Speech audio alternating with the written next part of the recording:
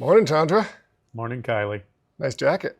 Oh, thanks. Back at you. Yeah. So what's the deal with these? Did the 90s call? Yeah, right. So we had this fun internal thing going on here, as you're aware, but letting folks in on it a bit to sell as many copies of this game Trio as we could. We were really shooting for, what was it, 200? 200. By the end of the year, 200. which we have handily succeeded at. And Happy Camper, the publisher of the game, thanked us by sending us these fabulous Trio jackets for everyone on staff. To thank us for helping them kind of hit the ground running as a newer publisher with a really genuinely great family game. Like I wouldn't have felt comfortable selling so hard on it if I didn't really enjoy the game. It fills a space similar to things like Uno, sort of that family weight card game, but does it in a more gamery fashion. Like there's a little more meat to the bones, some more interesting stuff going on. So it felt really good to me to be able to get it in people's hands and give people some like new fun family game or like beer and pretzel, milk and cookie kind of options.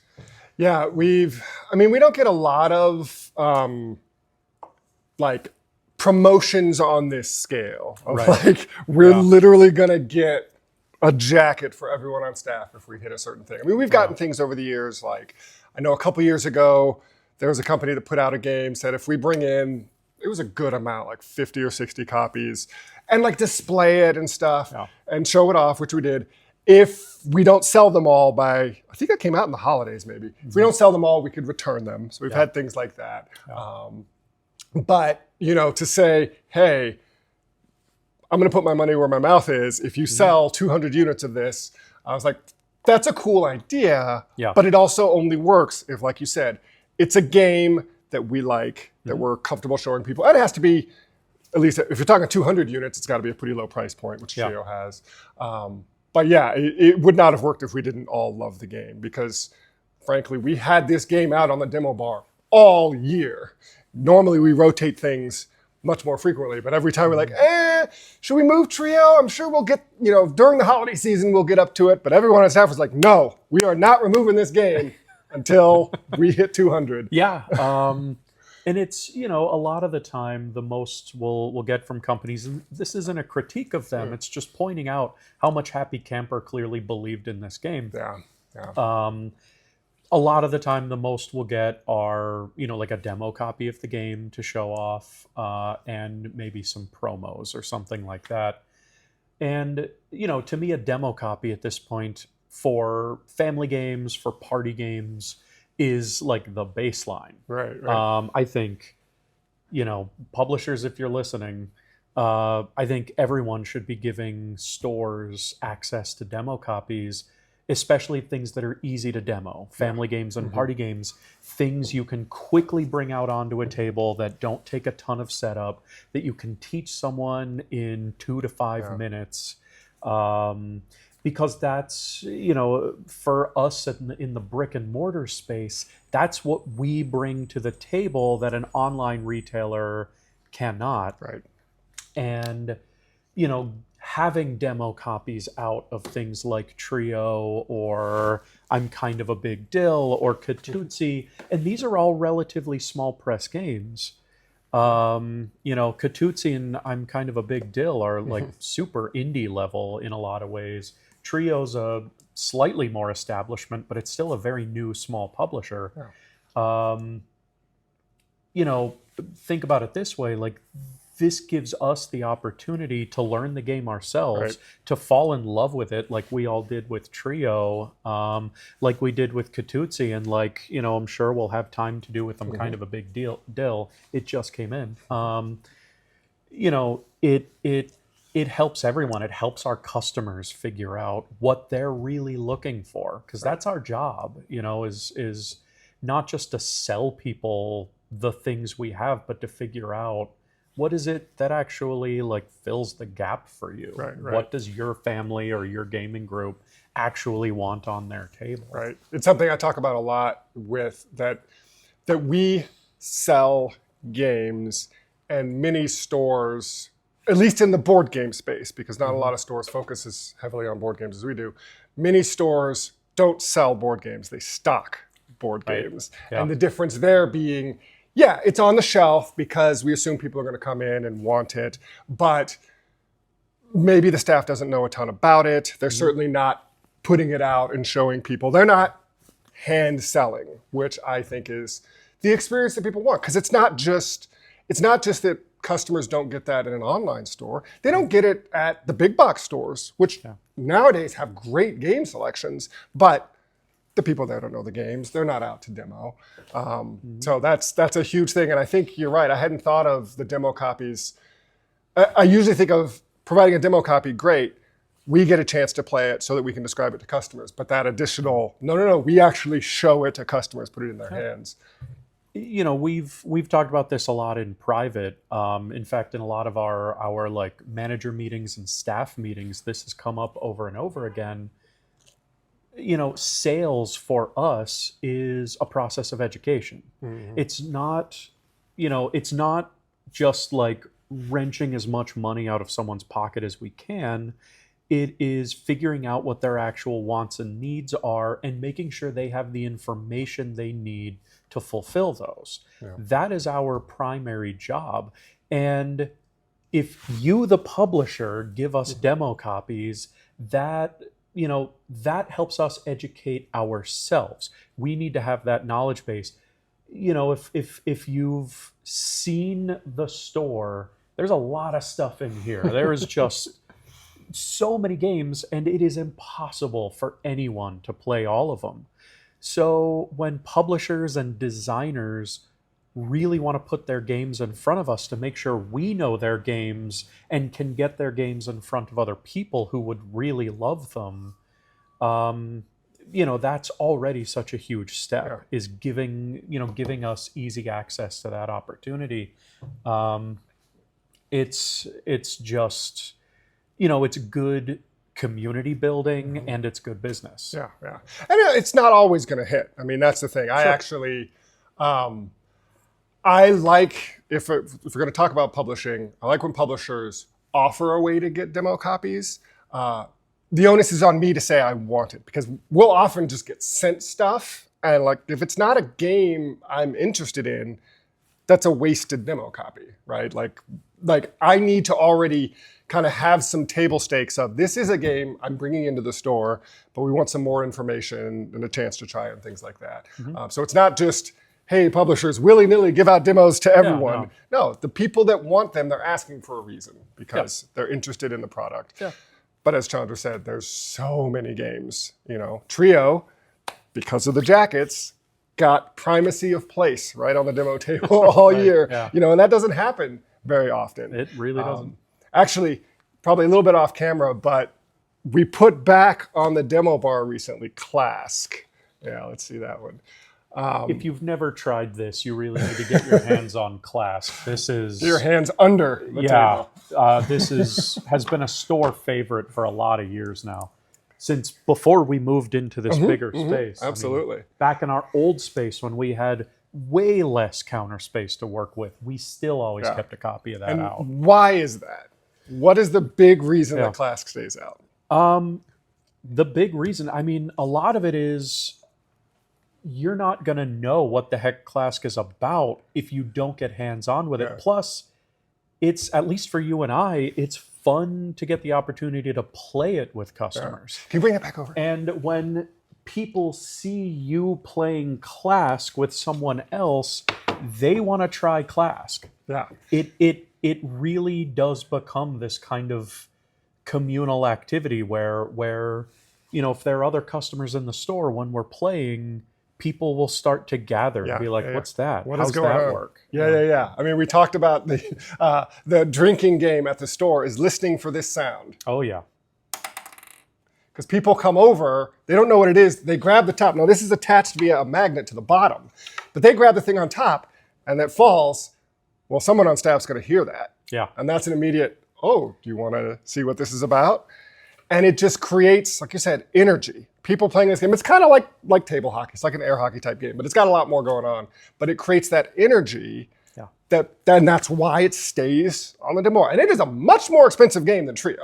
Like, we're not selling 200 copies of Classic in a year. Although, we've had years that have approached that. Just because of how much fun it is. So that's a big part of the demo experience and why we built this demo bar. Right.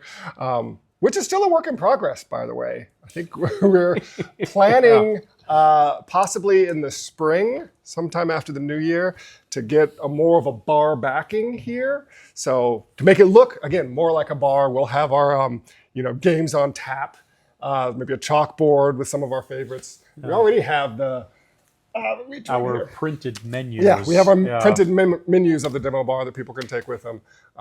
But again, that's part of this creating that excitement. Right. And, in the printed menus, this is, because this is personal for all of us. Like, we are all gamers. And these things matter to us. We want to show people the games that excite us. So, obviously we have some standard categories in here, co-op games, two-player games, but the big one is the staff favorites, the one where, probably can't see it, but the one where we have our names individually next to a game that we think is, in some way unique, in some way really grabs us. That is, again, in that category of things we can easily throw down on the bar and give people a working idea of in just a few minutes, even if the person can't stick around to play a whole game. And that's huge, to be able to show off that excitement and to engage people. This is all about person to person. It really is. Gaming has always been community oriented. And whether that community is everyone that shops in the store or if it's just your family at home, whatever your gaming community looks like, it's all about connecting with people.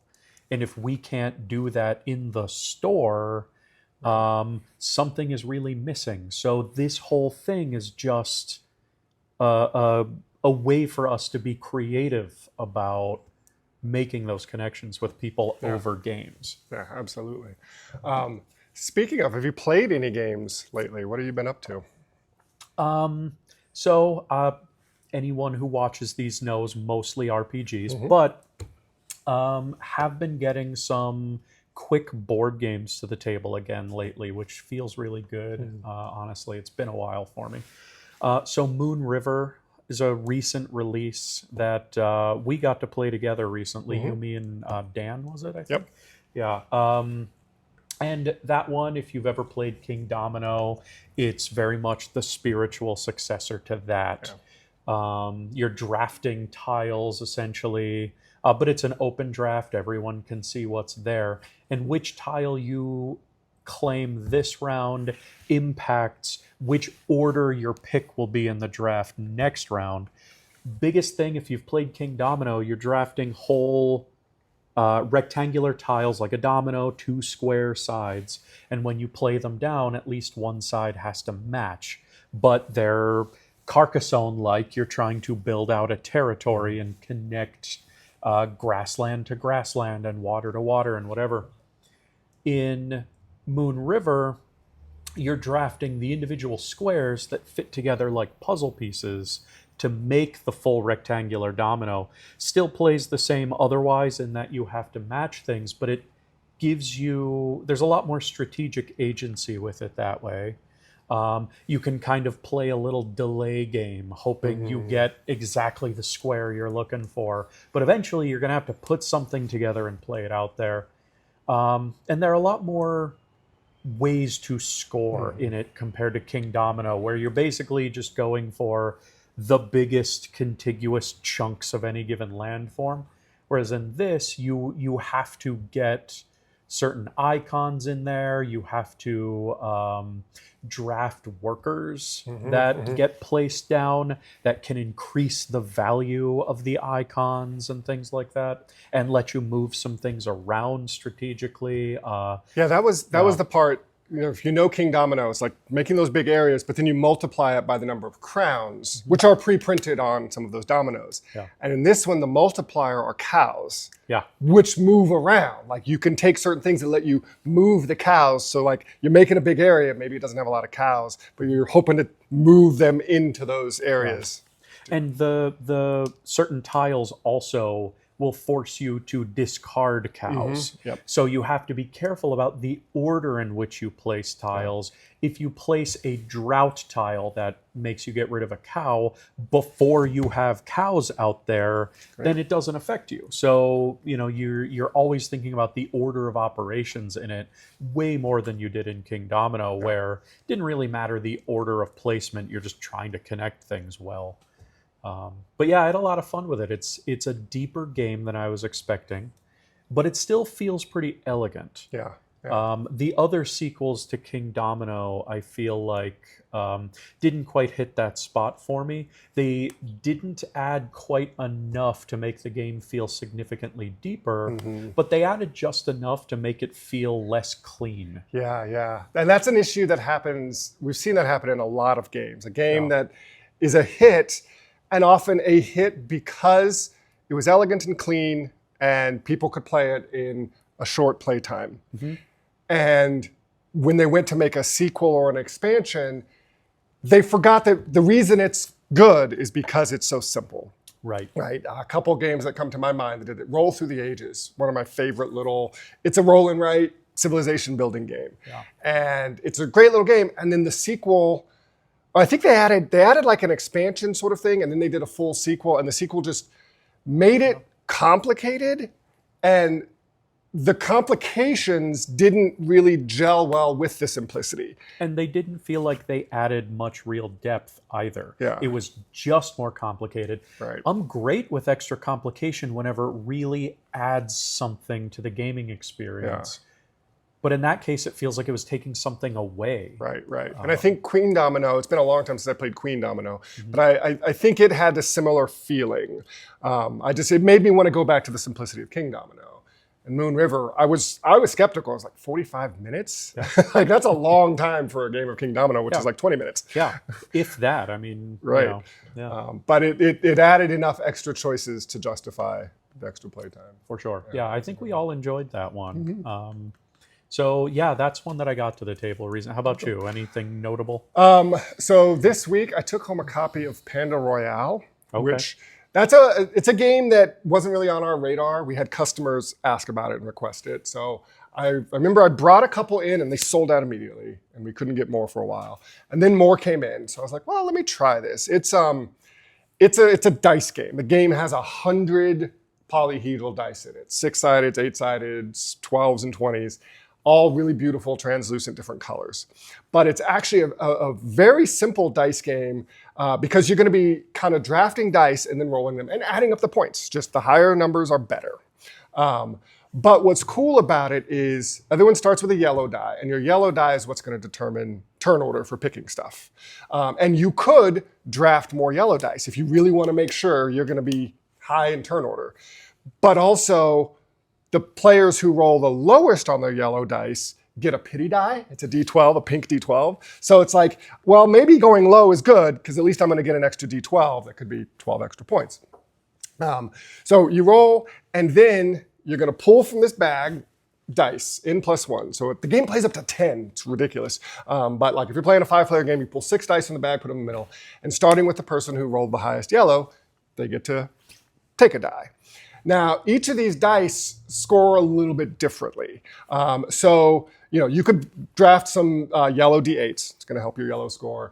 You can draft purple dice. Purple dice are pretty rare, and I think they come in D8s and D12s. But your purple dice, after you've rolled and add up your purple dice, you multiply it by 2. So a D12 purple could be 24 points, right? The blue dice can also be multiplied by 2. They're much more common than purple, but some of the blue dice are glittery, and if you have at least one glittery blue die, you get to double all your blue dice. So those become really important.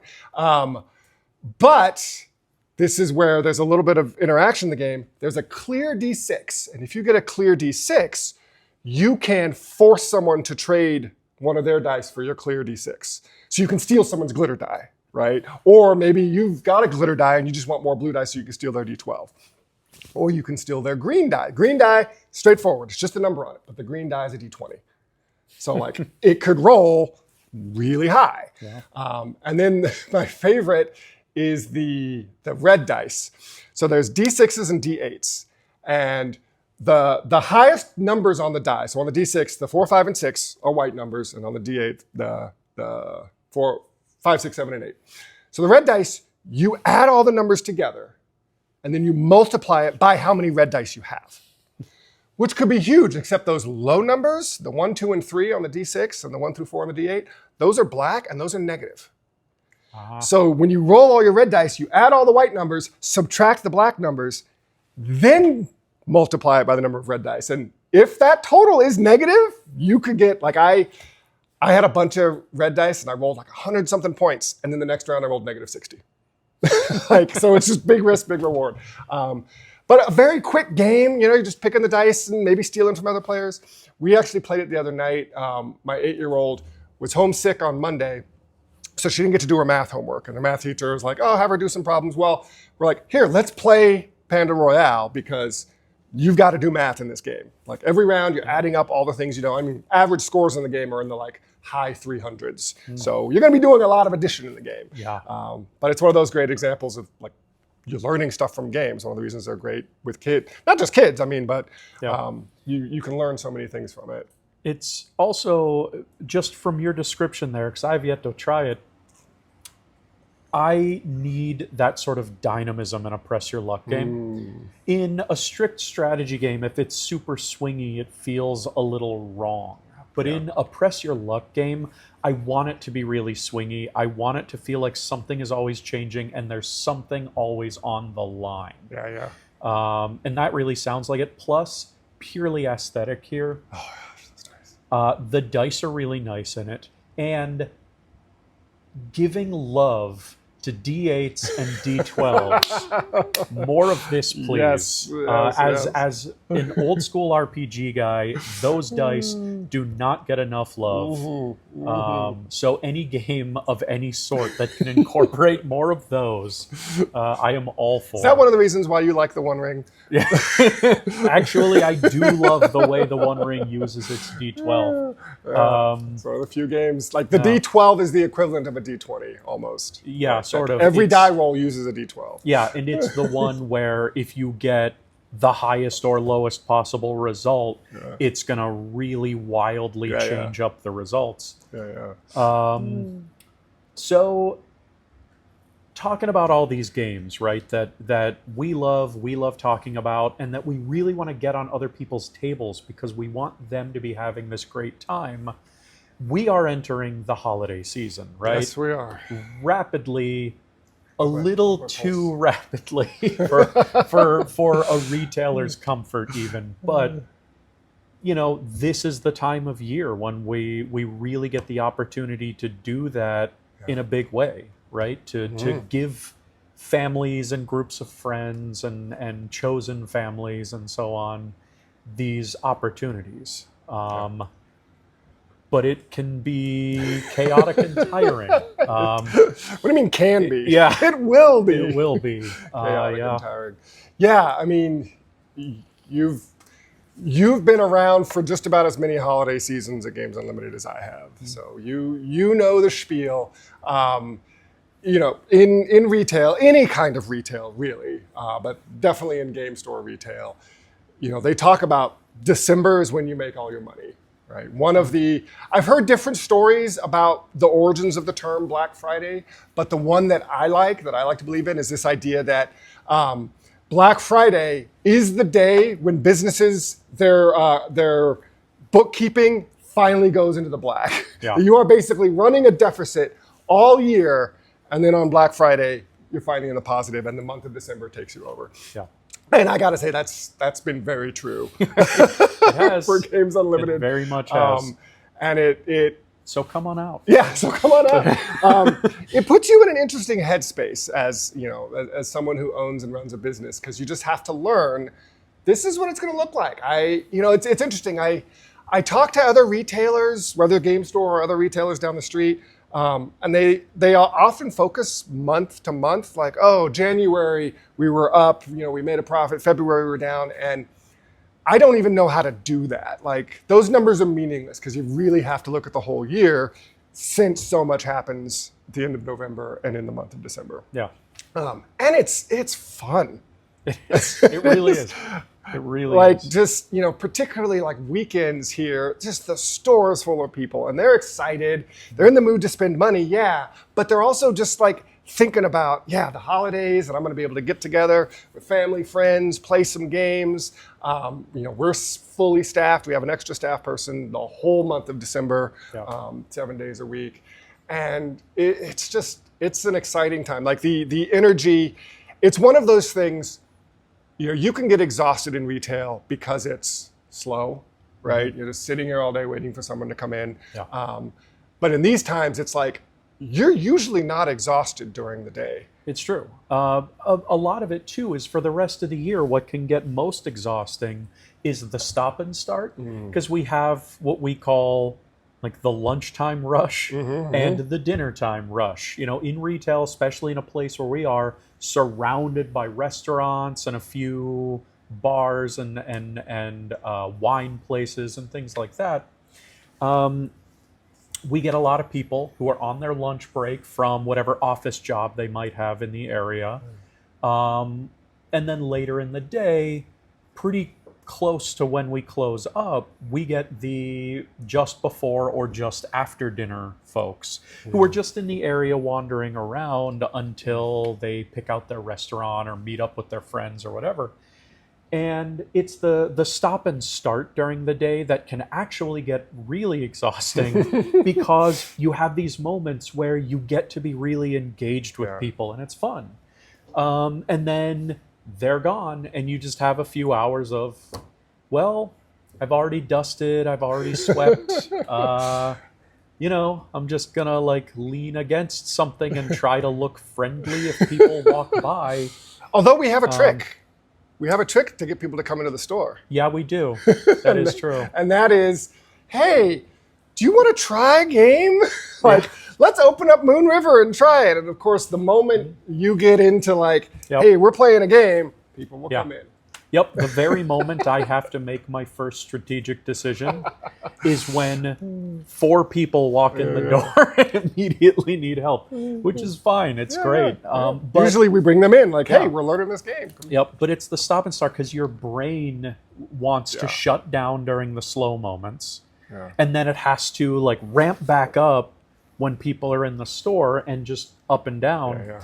But during this time of year and some other times of year that we get just consistent business of the day, like free RPG day, things like that. Those are the best times. They're the most fun because we just get to bounce from person to person or group of people to group of people and just have these great conversations about games, about their holiday plans, about what their families and friends like. Yeah. And I love, we have that teamwork aspect too of I'm talking to this group. I think they would be most interested in this kind of game. Hey, Gwen, you know this game better, passing people off so they can get different perspectives, different people on staff. It's a ton of fun and usually not at all exhausting during the day. And then store closes, you go home and you're like, whoa, what just happened? Yeah. And I'm going to do it again tomorrow. It's really that feeling of right, you've just finished eating your 2 p.m. Thanksgiving dinner and you are just weighed down with carbs. It's that level of, I have no choice here but to close my eyes. They will not stay open. Yeah. So that's coming up. What are we doing? I mean, we tend to be a little bit different as far as a Black Friday kind of thing. We don't do a big sale. Right. We have weirdly found that people tend to like the odd things that we do, the creative ways we do things around here. So we don't do a straightforward sale for that weekend, and we do it the whole weekend. Black Friday, Small Business Saturday, No Name for It Sunday and Cyber Monday. We do it that whole weekend long. It's exactly the same deal and everything for all 4 of those days. So, obviously, if you have your eye on a particular game, maybe you want to rush in on Friday or Saturday. But if you just want to come in and browse and not feel rushed, you've got 4 days to do it. Yeah. And this came out of the pandemic. It did. This So, idea. whenever we were trying to avoid huge crowds in the store, we instituted this so that people wouldn't feel the need to cram themselves in here. But we've just found that it works out so well, and so many people prefer it to having to deal with the doorbuster mentality. Right. And so what we do is we double everyone's loyalty points, right? So basically, normally, if you're a loyalty customer, functionally every $100 you spend, you get $10 off. And for that weekend, it's functionally every $100 you spend, you get $20 off. But what that does is, like you said, you might want to come in on Friday because you want that one game. But this was also a pandemic decision because there were supply shortages and we knew people were not going to be able to get the game they wanted. So rather than saying, hey, I'm sorry, that game sold out, you can't get a deal on that game, get whatever games you want, and then you've built up this credit that you can spend later when the game you wanted comes in. Like if it sold out, if it didn't come out in time for the holidays or whatever. And it, like you said, removes that sense of urgency. Yeah, we want to try to get rid of FOMO in a lot of ways, because that's a thing that it has its place, obviously, but I feel like a lot of the time just makes people feel a bit paralyzed in their decision making. And so the way we try to do things gives people more options rather than fewer. This year, though, we're also going to be doing some clearance bundles. Yep, we'll have some stuff. Which is not something we normally do a lot of. But this year, we actually have some really cool and interesting ones, I think. I'm not going to reveal them right now. But we actually do have some things that, like, I am tempted by. Some pretty good bundles. And you heard that. Chandra's saying the bundles are going to be better than his employee discount. Actually, in some cases they are. What else are we going to be doing for it? We're going to be bringing the mystery games back, right? Right, but that's after. That is after. But that's something everyone gets excited about. We do that pretty much right after Tuesday. That big shopping weekend. And that's another thing people love that we do every holiday season. We bring those back. Yeah, so these are they're games. There's 2 price points now, $10 and a $25. These are gift wrapped, but you don't know what they are, right? So the $10 price point, those games have a value of $15 to $30. The $25 price point is $35 to who knows. I mean, there are games in there that are over $100. And it's just, people get excited about it because it's, some people like, oh, it's pre-made gift. I'm going to give this to the game. I don't even know what it is. But people buy them for themselves, right? I'm putting it under the tree. I'm giving it to myself during Hanukkah because I don't know what it is. Right. And this is just another way that we kind of bring that excitement around gaming to people. So. They make great white elephant kind of gifts. And it's not trash. Like, that's another thing. These are real games that go into these. You're not going to be opening up some random expansion you can't use or anything like that. Whatever you get in a mystery game is going to be something that you can open up and play. And so, a lot of people get them for themselves. A lot of people get them as almost like a surrogate stocking stuffer. They instead of getting a bunch of little tiny things, they're just like, well, have the normal array of gifts under the tree or over the course of the 8 days or however you like to do it. Around the Festivus pole. But then also have this like bonus thing that nobody knows what it's going to be. Everyone is going to get a surprise from it. People love them. We have people who come in and just buy stacks of those we do. All through December. Holiday shopping done. Well, we should probably wrap up. I have one last question for you. So where in public are you going to go wearing this jacket to show it off? Or is it ever leaving this store? I don't want it to leave this store, not because I'm embarrassed by it. I will wear it proudly, but because I've had windbreakers before. I do not want it to get sun faded. Ah, good Yeah. call. Well, good thing we're in Pittsburgh, so we That's don't have to worry true, about yeah. any sun for a while. Yep. I'll probably be wearing mine some at PAX Unplugged. I'll go get my coffee and There go you book go. shopping. in it, See maybe. what kind of looks you get from people. I mean, Yeah. conversation Envious. starter. Envious is looks. the answer. Maybe we can keep a copy of Trio in the pocket. Be like, well, actually, got time for a game. That'd be great. Cool. Yeah. Well, excited for 12 is this Saturday and all this stuff. Hopefully, we'll try to do this again afterwards. Yeah. If we're not too exhausted, get a December one going. You'll get the winded version of us. Absolutely. Yeah. Cool. Well, thanks for listening, everyone. And what did we decide? We haven't decided on a sign off yet. No, we haven't. Nufi Mosabnu. Nuf Emos Zabnu.